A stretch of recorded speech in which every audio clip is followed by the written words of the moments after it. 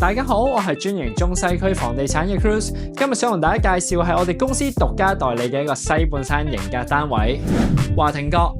華庭閣座落江德道49號，全屋苑得一座96伙。呢種低密度嘅老牌屋苑喺西半山真係買少見少。今次帶大家睇嘅係 A 室，實用面積805尺。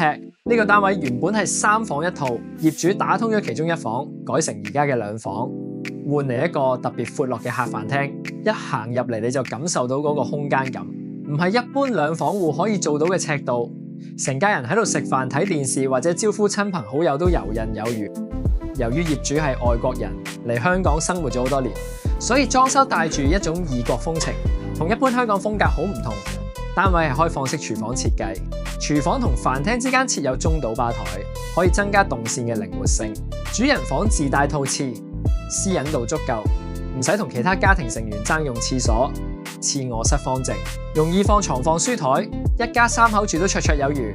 805尺打通改積之後，客飯廳嘅實用感直逼大3房，令用家住得更加舒服。有興趣嘅朋友留言 PL 或者 DM 我約時間上去睇樓啦。